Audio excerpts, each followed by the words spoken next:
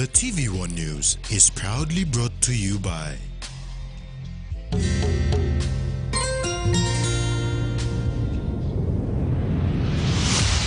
BSP, our bank, our people.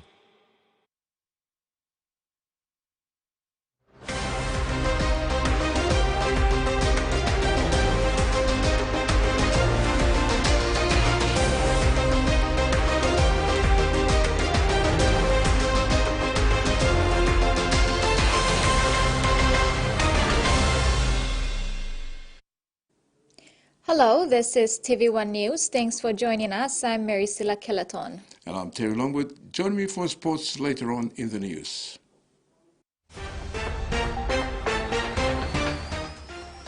In this edition, staff volunteer on World Environment Day, PNG economy recovers, and hunters shoot down tweeds.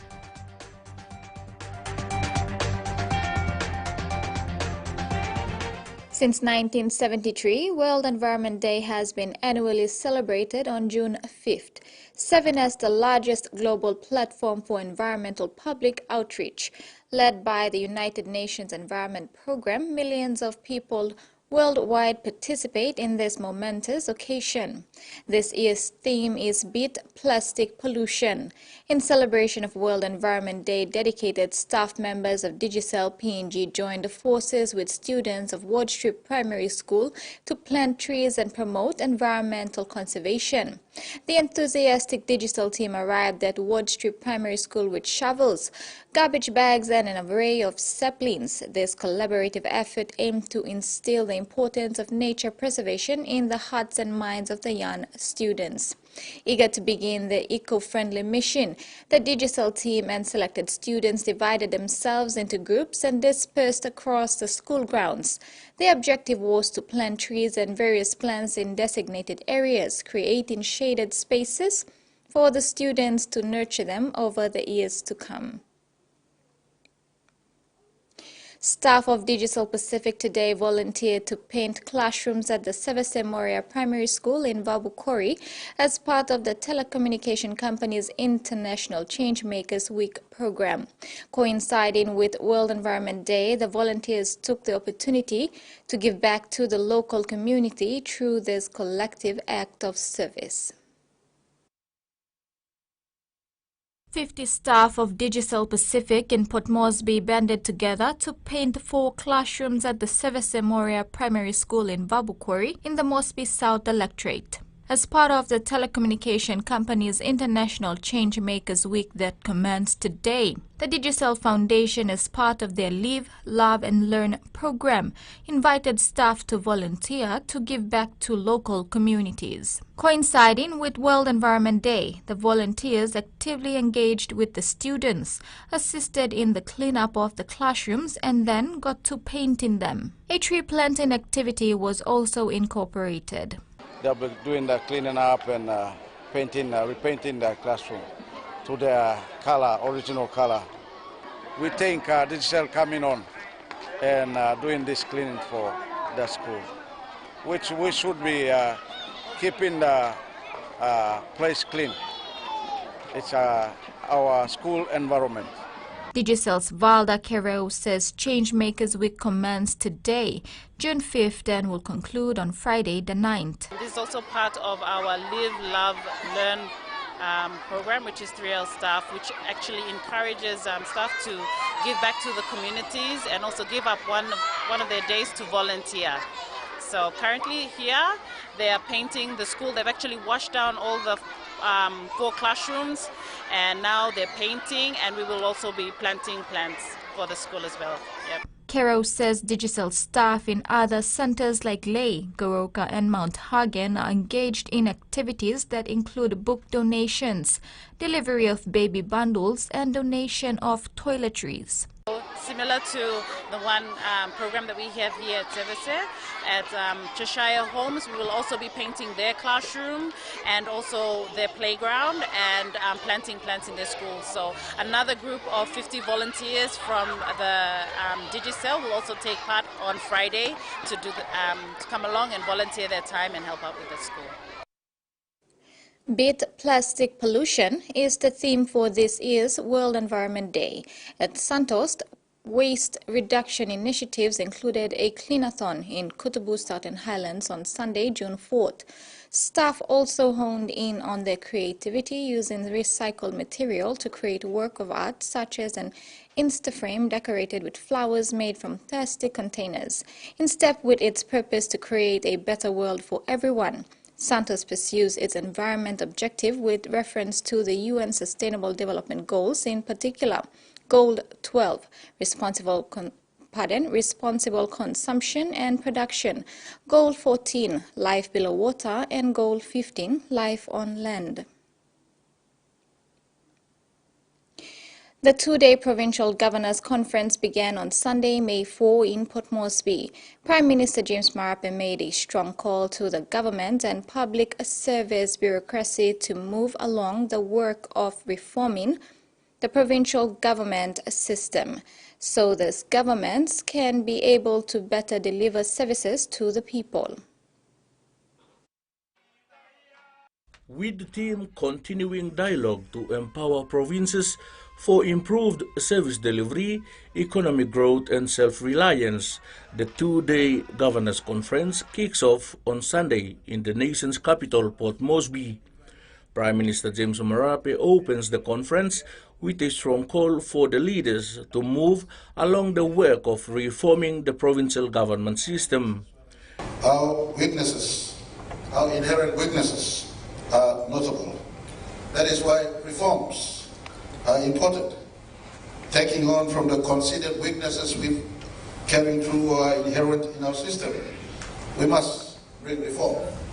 And if these reforms are for positive change that translate to actual delivery of goods and services to our people.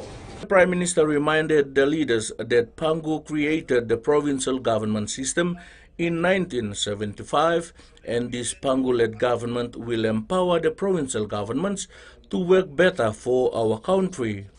He said the vision and the rationale of establishing the provincial governments is correct because in a land of so much diversity, a centralized form of government in Vaigani is no complete answer for our people. He added that the government closest to our people must be functioning better to provide services to our people. Let me give you my fullest assurance. Your identification of deficiencies we are carrying is heard loud and clear. The Minister concerned, the Honourable Soraya Owe and his department have indicated to us earlier as he spoke that those issues are registered. We have heard, we are working through it. By the end of this year, I want to give you all a fullest assurance that delivery on all, if not most, that is achievable, attainable within this year will be made so that we have clarity on what is the level of function, power, and resource envelope that you must be able to utilize to work better in your provinces as we collectively work to make our country better. Freddie Mo, TVWAN News. Meantime, Prime Minister James Marape told governors that the government has spent about 30% of its total expenditure on the provincial governments in the last 4 years and remains committed to assisting provincial governments. The call was an urgency of work, all of us. We have no time to waste. The country you and me create or do not create is the country we will retire to. Some of you have lost elections and you are back into office now. Some are sitting here, continuing in office, privileged to have been serving our people, will one day be out there in our society.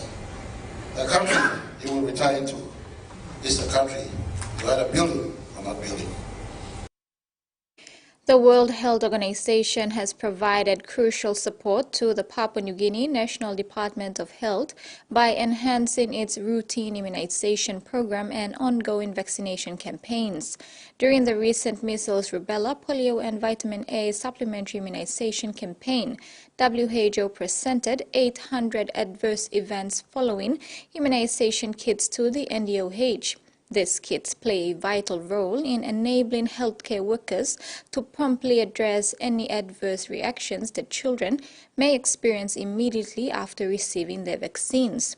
Dr. Ananda Amarasinghe, the team lead of WHO's Vaccine Preventable Diseases and Immunization Division, personally handed over the AEFI kits to Dr. Edward Markwaramin, representing the NDOH. The collaboration between WHO and the NDOH aims to strengthen immunization efforts and ensure the well-being and safety of children in Papua New Guinea. For the routine immunization. So as a part of our support to the National Department of Health, we are very happy under the leadership of Dr. Sevin Husineva, our WHO representatives. Under her guidance, we managed to get around these 800 AEFI kits to ensure the safety of children who receive the vaccines. For us to respond quickly to children who get vaccines and they develop some reactions to the vaccines, this is the kit that is required to attend to them immediately at the point of administration. So we're very grateful. It means a lot to us, the 800 kits. We are going to ensure that it is equally distributed to all the provinces, and so some provinces must have this on standby. In the event that there is a reaction that is really bad and the child needs to be given the medicines, we already have them. This is TV1 News. Stay tuned for more after the break.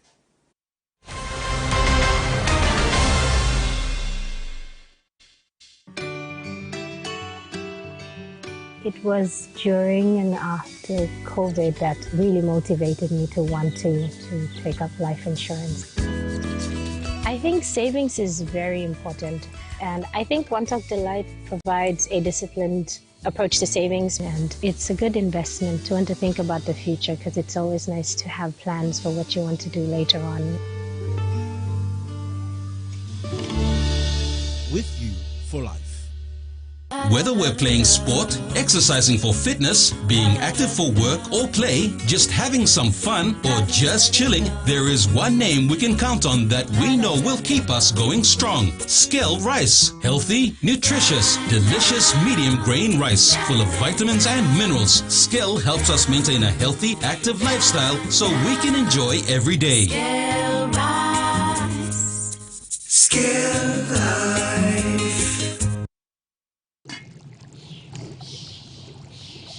Hiya, Mama. You wait then, but me add him special flavor. Put in more flavor, put in more taste. Magic Kakaro, get up and big smile on face. Time for Kim chicken, a great kumutu. Sip, sip, da mumu, yes, magic on you.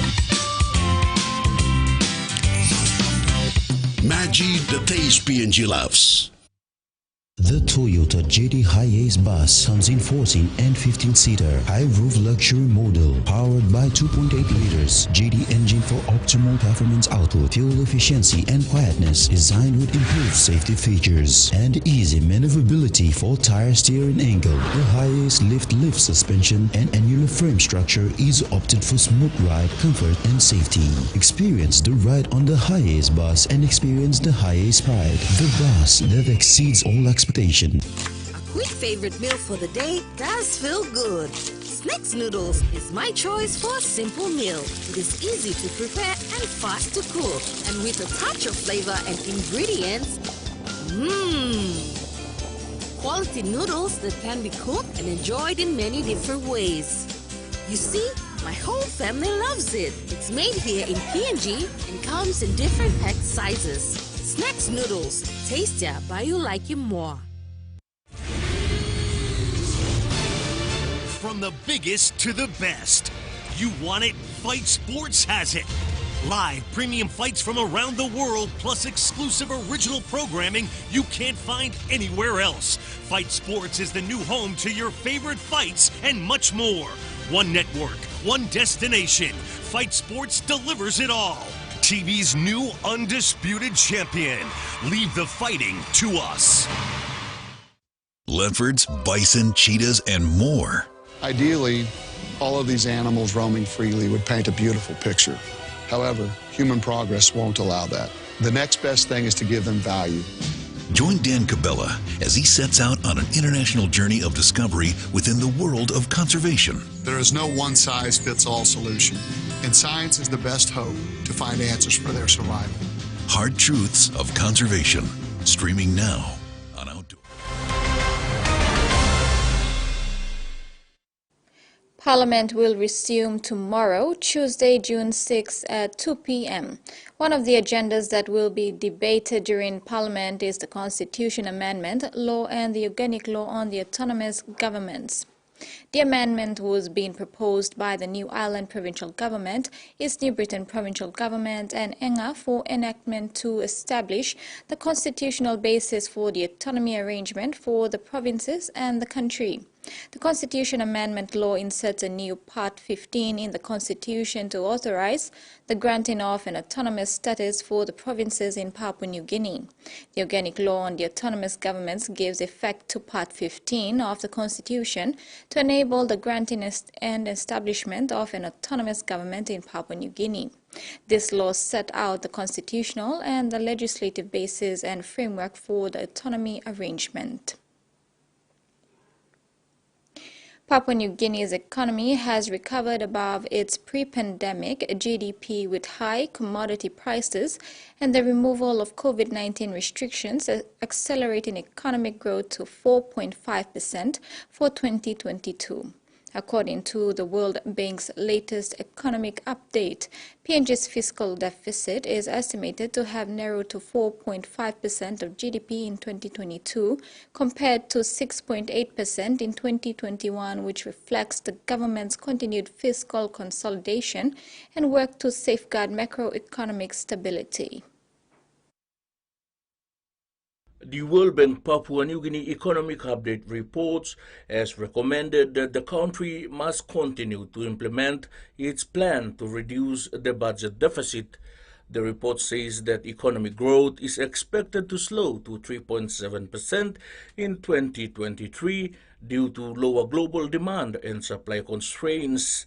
It suggests that medium-term plans for fiscal consolidation could become more challenging. On the one end, PNG's needs for human capital, which is education, health and social protection, and infrastructure spending, are substantial, while on the other end, substantial resource revenue boosts from the commodity prices in the coming years are unlikely.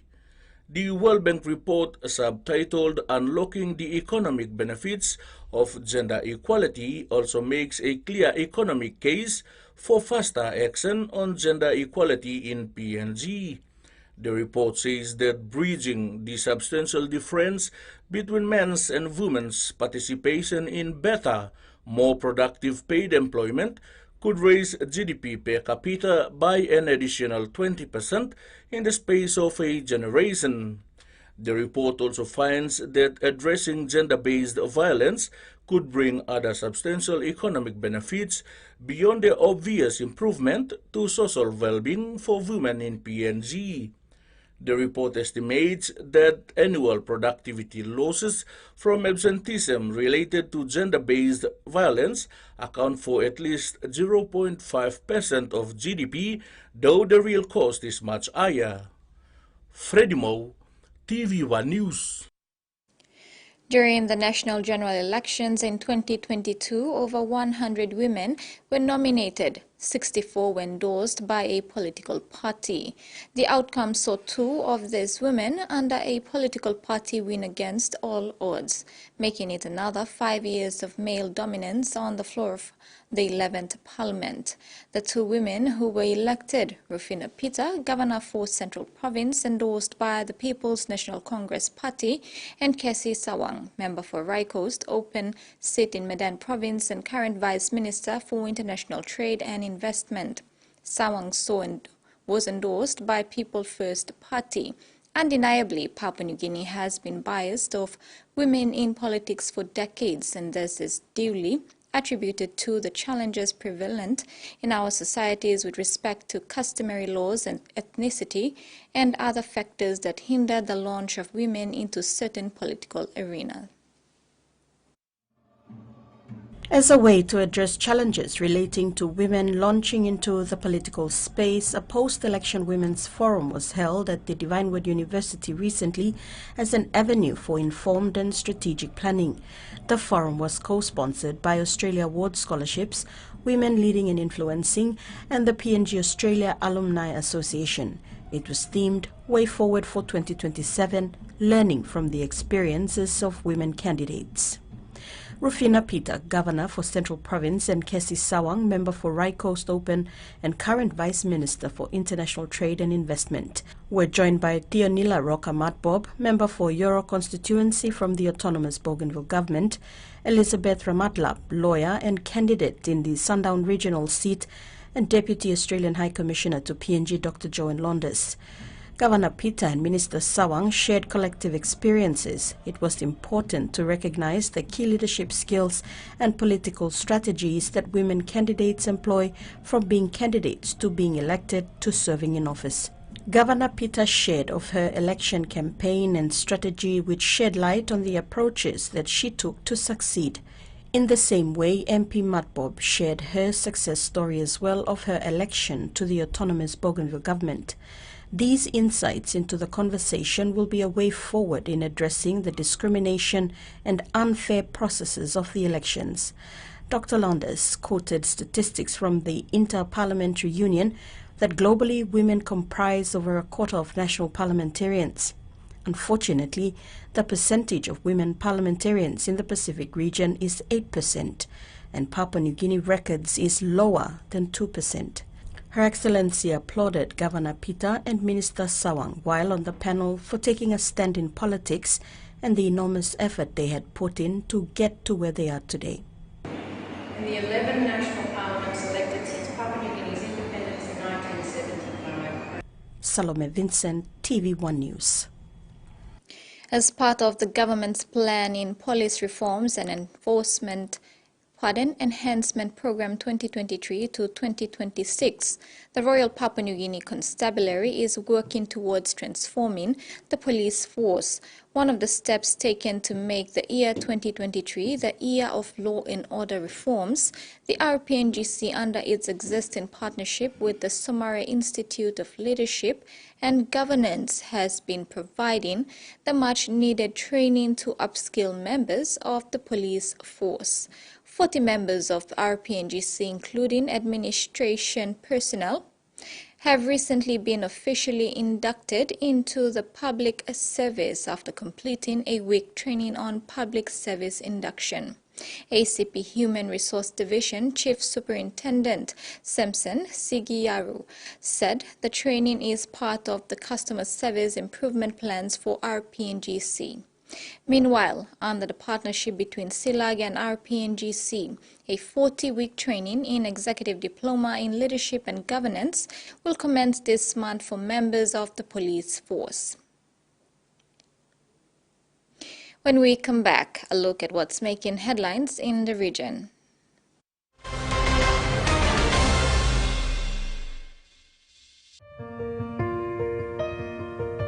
There's a sense of pride when you're able to do something right, a financial decision that has just really good benefits.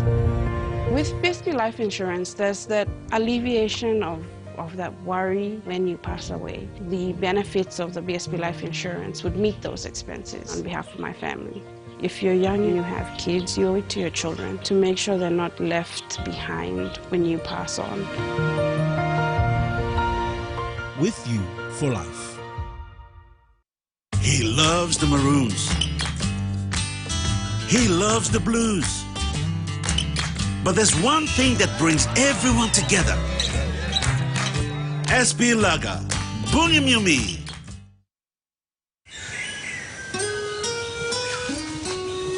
From the rich soils of the highlands, the finest coffee has been grown by generations of Papua New Guineans. Expertly blended and roasted with over 80 years of experience, making the finest cup of Nescafe New Guinea blend. PNG's own coffee.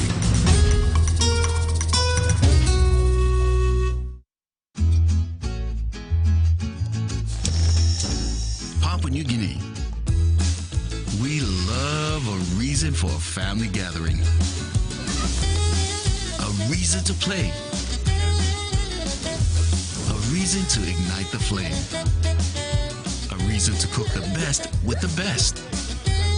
Flame Oil, now PNG made for PNG cooking. Flame Oil, winning taste. Hardware House launches the low-cost quick build kit home, built with quality building materials from the leading manufacturer of steel products and kit homes, Atlas Steel. Going now at introductory prices: 1-bedroom kit home at 79,000 kina, 2-bedroom kit home at 99,900 kina, and 3-bedroom kit home at 125,000 kina. You can also opt for solar units to be installed in the kit home at an extra charge. For more information, email info@hardwarehouse.com.pg.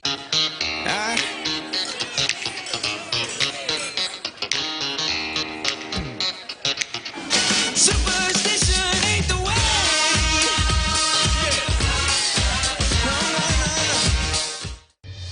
Breakdowns, here we go.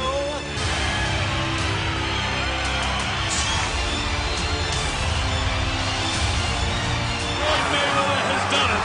He's a world champion.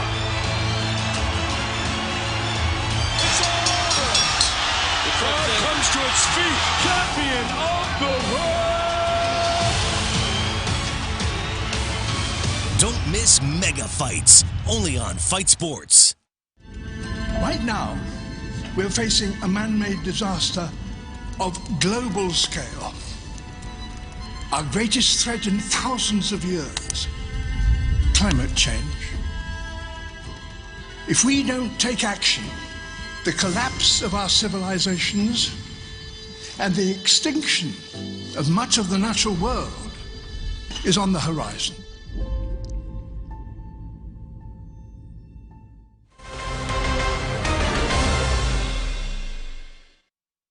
Welcome back. In marking World Environment Day, the United Nations message is curbing waste plastics. Every year, over 400 million tons of plastic is produced worldwide, 1/3 of which is used just once. The equivalent of over 2,000 garbage trucks full of plastic is dumped into our oceans, rivers and lakes. The more plastic produced, the more fossil fuel we burn, and worse the climate crisis. But solutions are at hand, including the legally binding agreement that remains on course, following days of negotiations involving more than 130 nations last week. This is a promising step. Plastic pollution can be reduced if humankind act now to reuse, recycle, and pivot away from plastics. It's the beginning of the dry season in the top end and what should be the peak of the tourist season. International visitors are still down from pre-pandemic levels and hotel occupancy rates are just over half, leaving many are wondering if this will be the year tourism returns to normal. It was supposed to be the year tourism bounced back for the Northern Territory. But operators say things are off to a slow start. Pre-COVID, we were running lunch cruises every 3 or 4 times a week, and at the moment we're running them once a week if we're lucky. David Woodrow has run the popular Darwin Harbour Sunset Tour for more than a decade and hoped this year's season would outshine the last, which saw visitor spending reach a record $3.1 billion. We've got less staff than we normally would, and the staff we do have are getting less hours.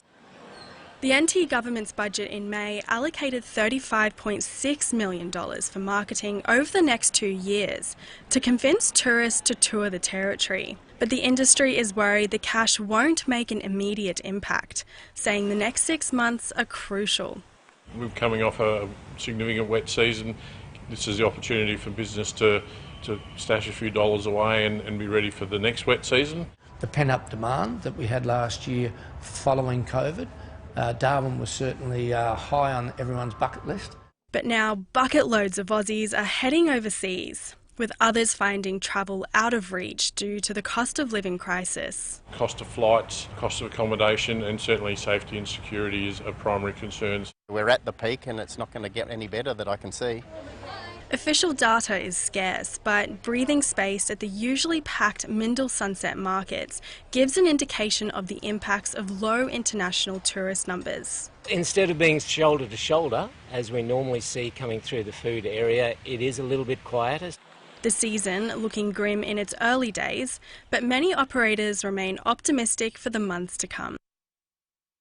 Queensland's new health minister will soon host a round-table meeting to try to resolve ongoing staff shortages that are limiting services in some areas. Away from giving birth, but she'll have to travel 2 hours away when delivery day arrives. What happens if it's on the side of the road? It's happened here plenty of times over the years. She lives in Chinchilla in southern Queensland, which has been without a birthing unit for years. It's been very depressing, yeah. It's meant to be a time when you enjoy, this is possibly my last pregnancy with all the issues, and you're meant to enjoy that pregnancy, it's been nothing but stressful. Her situation isn't unique. Last year, maternity wards in Gladstone and Billawheeler went on bypass. Services in North Queensland are also under pressure. It tears our communities apart. We see the next generation pack up and leave because they look to their future when they want to start a family. And if there's not a maternity service, they go, well, we'll move elsewhere. The Queensland Government has blamed a shortage of obstetricians and gynecologists for maternity ward closures. It'll soon hold another forum to discuss this issue, this time with the federal government involved. This will also be more broadly looking at how we can strengthen maternity services, particularly in rural and regional Queensland, but also talk about the pressures on, private maternity services. But some doctors are sceptical. The last one was a major disappointment. It was just a talk fest. The Premier didn't turn up. Natasha Reynolds just wants to see services returned for women and their babies. More than 500,000 Sydney rail commuters will face disruptions for at least a year as the state government launches a $97 million maintenance program. Well, this really is an ongoing saga here in Sydney with continued disruptions of the Sydney train network, and this announcement that was made yesterday by the state government labelled the Sydney Train Repair Plan means that for commuters it could be another year of disruptions here. Now, this all came after a review was conducted into Sydney trains, and an interim report which was handed down last month had delivered 12 recommendations. The review found that there was a range of issues with the rail network across the state, including from back-to-back flooding events, the COVID-19 pandemic, as well as industrial action, which had led to this backlog of maintenance upgrades that need to be urgently conducted. The state's Transport Minister, Joe Haylen, says this will be the largest ever coordinated program of maintenance upgrades to be conducted here in Sydney. Things that should have been inspected, refurbished or replaced haven't been because crews haven't been able to get enough time to access the track. The Sydney Trains review clearly showed that the introduction of the 2017 timetable meant that our network was stretched to its limits, and it meant that that maintenance didn't occur. Now, these scheduled maintenance upgrades will mostly begin on the weekend, so from midnight on Friday right through to midnight on Sunday, commuters will be using buses that will replace trains on mainly the T1, T2, T4 and City Circle lines. It means thousands of commuters will be impacted for the remainder of the year as well.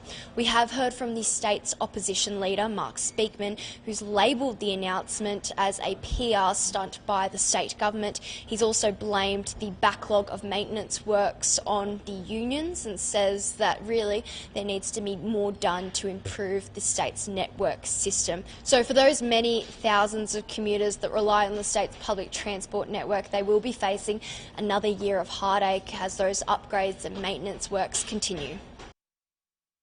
Back home, the Royal Papua New Guinea Constabulary, after having done a nationwide recruitment drive, has now started conducting screening, interviewing and physical fitness training throughout the 4 regions for shortlisted candidates.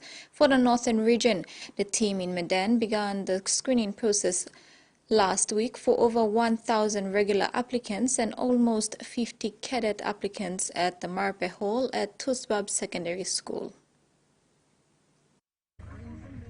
It was a rigorous week for the constabulary as they screened and gave exams to the applicants over the week, cutting down the number to 150 within the process. The 150 who passed were interviewed at the end of last week and today went through physical fitness training. RPNGC hired recruiting firm headhunters to assist. According to the RPNGC recruitment team, the recruitment exercise has been peaceful so far. However, a father and mentor to one of the applicants expressed that in future the government should cut down on money and resources in these recruitment drives by including recruitment into disciplinary forces in the grade 12 school leavers form. A prerequisite to get into these colleges for these armed forces is a grade 12 certificate. Government was still planning throughout Papua New Guinea, recruit I'm always still planning in Jetla, one year old grade 12 pass out. I'm 12 to 15,000 or 14,000 in line also pass out. Plan is treatment pull up, rascal Basino, and available. So government I will have within the opportunity of what? I must recruit law. National high school, secondary school soldiers. Every year is 300 plus fees. Army, CIS, police, college, almost recommendation. Now I'm always to time NIT, NIT to in a bank then go. Now I'm always in time. The constabulary recruitment team acknowledged this suggestion but stated that the force needed diversity in terms of quality, qualification and character. The recruitment team has confirmed that applicants who pass the final procedure of medical test, fingerprint scan and physical training will be the cream of the crop in the province to go to the Bomana Training College. Selections for Medeng are set to be finalized today before they head out to Ley Morbe province for the second leg. The Sepik region exercise will follow suit. Salome Vincent, TV1 News. And now the weather forecast for the next 24 hours.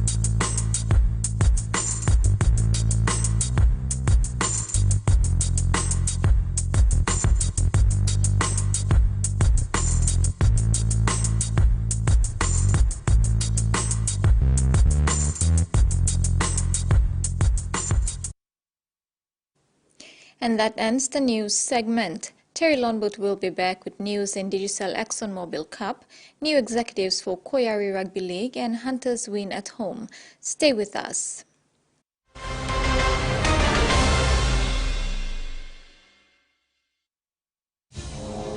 Yes.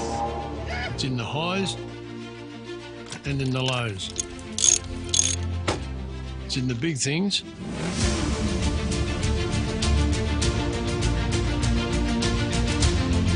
and the small things too.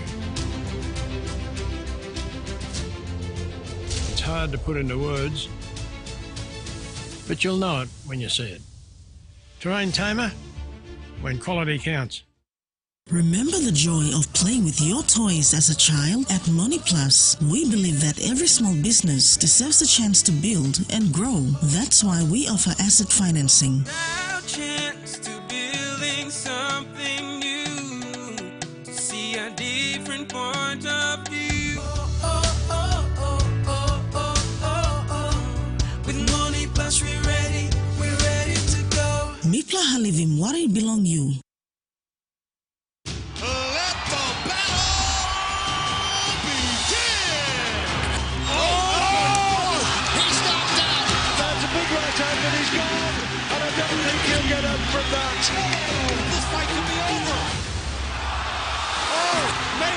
some pain. And he's not going to make it. 9 and 10. And that's the fight. It is over. Knockouts, only on Fight Sports. Tasmania is Australia's smallest state, lying about 240 kilometres south of the mainland. Join me on my journey through this beautiful island state as I experience the produce, people and culture that makes this an unforgettable island.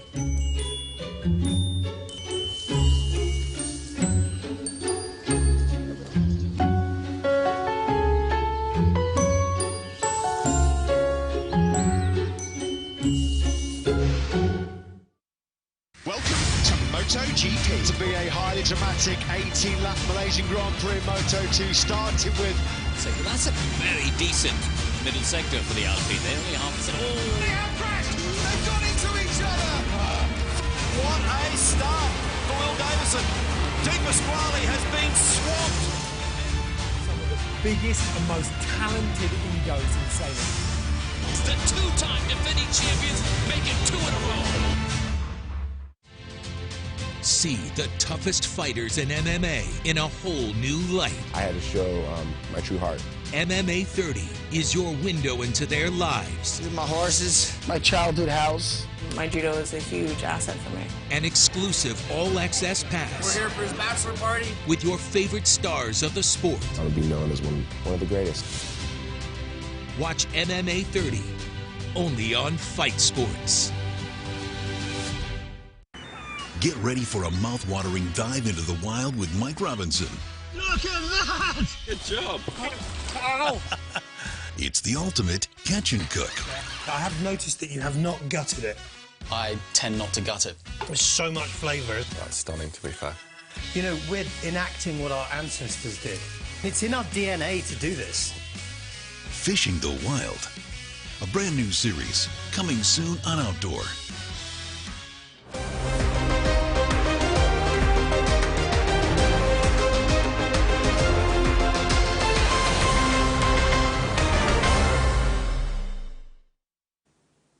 Welcome back.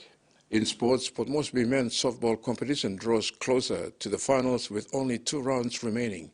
Meanwhile, Gazelle versus Bears game was called off due to fading lights and will be rematched this Sunday. Power and Brothers play doubleheaders in the big grade, while the other big grade teams play doubleheaders next weekend. Points letters should be finalized and published after this weekend's Bears and Gazelle outstanding game.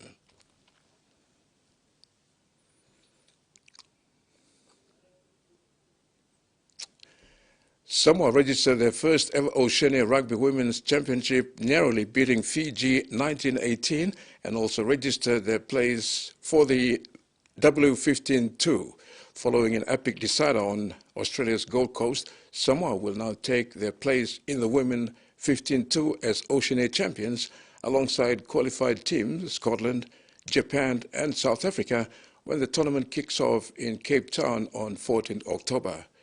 Defeat was Fiji's first in the championship since 2019 and means they will compete in the Women's 15-3 this October alongside Ireland, Kazakhstan and Kenya. Earlier on Sunday, June 4th, Tonga wrapped up a bonus point 30-22 win against Papua New Guinea. Tonga finished the championship in 3rd place. East Nepal Egma Gurus recorded a thrilling 16-10 victory over traditional arch rivals Moniplas NCDC Vipers on Sunday to push them clear in front in their Pool B race. Going into Sunday's blockbuster, both teams were sharing top spot in their pool with 10 points apiece, with Vipers edging out Gurus on percentage.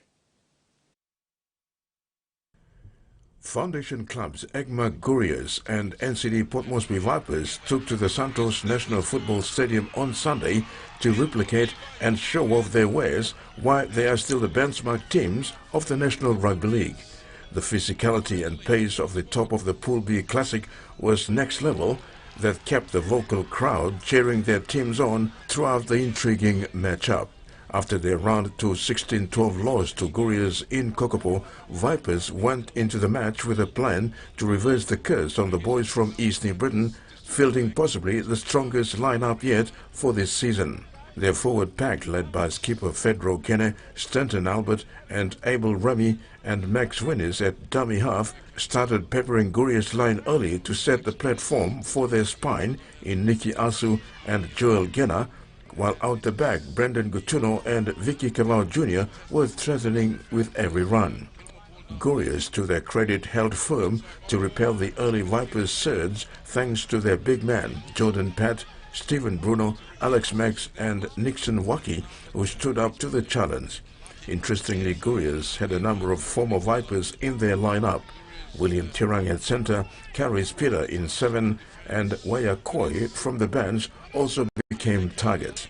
A Gurias counter-attack deep inside Vipers' territory paid off thanks to a barnstorming run by Gurias' bulky centre three-quarter Levi Andrew, scooting away untouched to score on the right-hand corner for a 4-0 lead.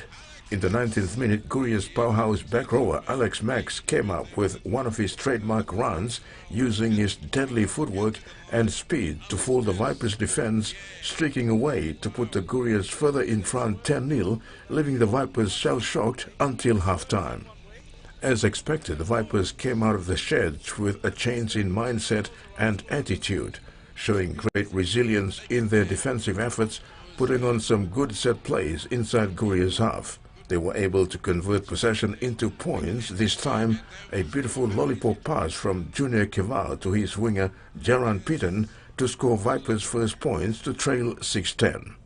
Vipers' defense was caught napping again, this time from a freakish play by Guria's whiz-kid number 9 Nathan Tente, who got a miracle one-hand offload from his prop forward to stun the defense with a short burst to the line to put Gurias ahead 16-6 on the 55th minute. Vipers' never-say-die attitude got them back into the contest with a late try to Gilmore Paul to trail 10-16 and a grandstand finish looming. However, Gurias scrambled well to hold out Vipers' last-gasp attempt to pull the game out of the fire, coming out winners 16-10 at full time. Man of the match went to Gurias number 9. The PNG Hunters have produced their best performance of the 2023 QRL Host Plus Cup season, overcoming Twin Heads 34-18 in a dominant second-half display on Saturday afternoon, with the stands at the Santos National Football Stadium filling slowly as the game kicked off. The Hunters had everything to play for, and they rose to the occasion.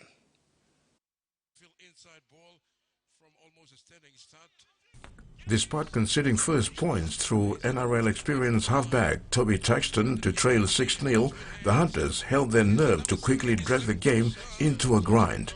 A huge shot from Tommy Moide, starting at lock in place of his injured skipper Ila Alu, in the kick-off set forced an error from Tweed on tackle 1, and Moide was the man to turn field position into points a few tackles later. Setting up around the post, Judah Rimbu asked some questions on the Tweed's defense from dummy. The Seagulls couldn't reset following consecutive tackles around the ruck, and Moide caught the defense napping to barge over under the post to draw level 6-all. As a light rain settled over the stadium, both teams were forced to adjust their approach in attack.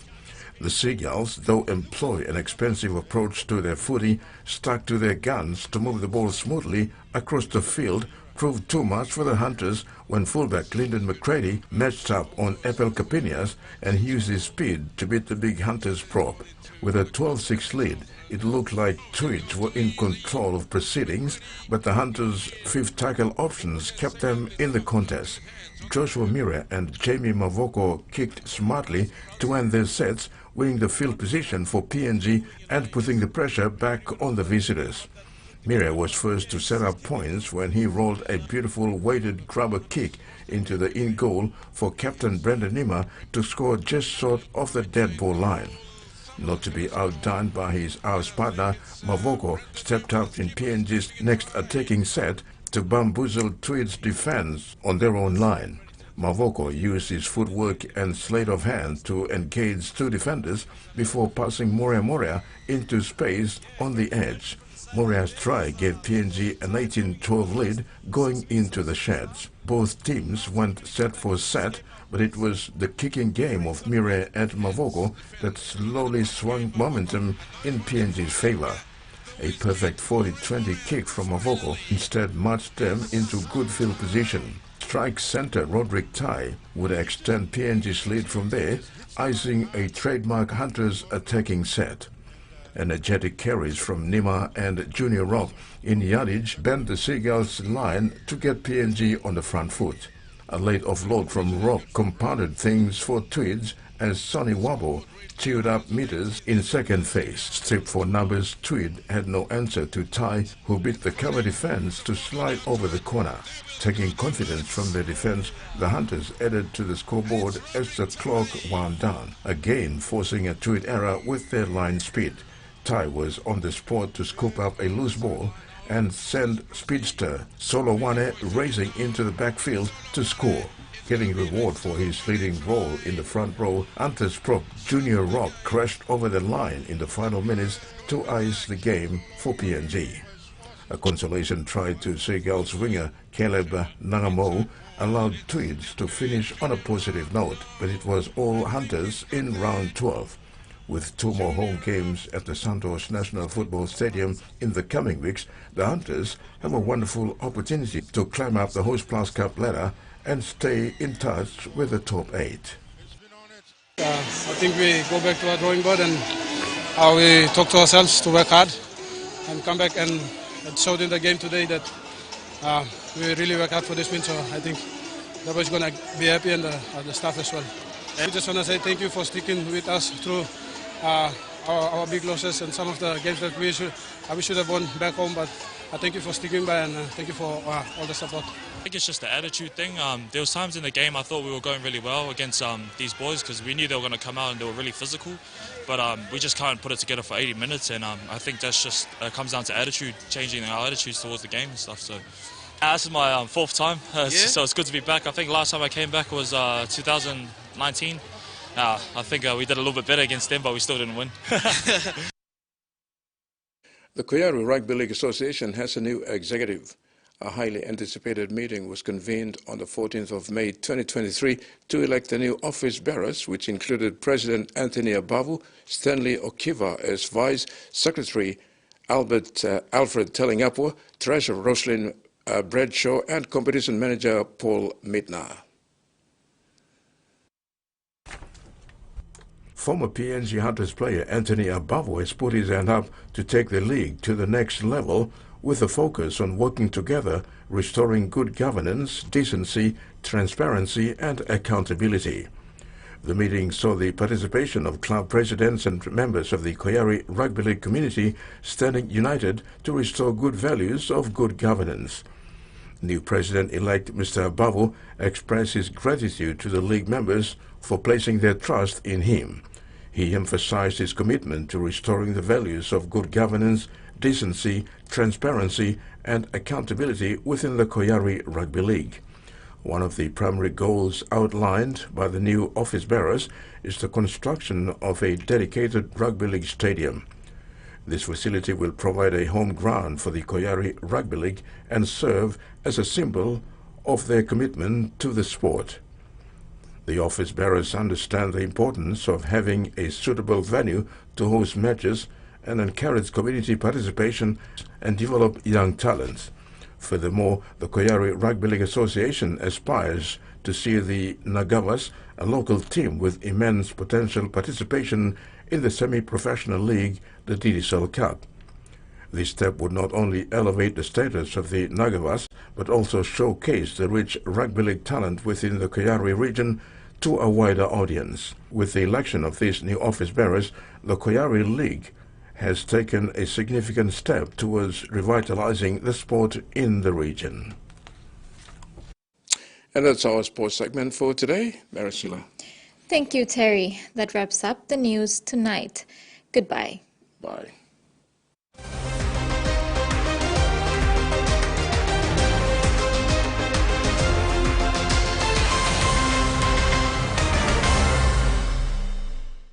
TVWAN News was proudly brought to you by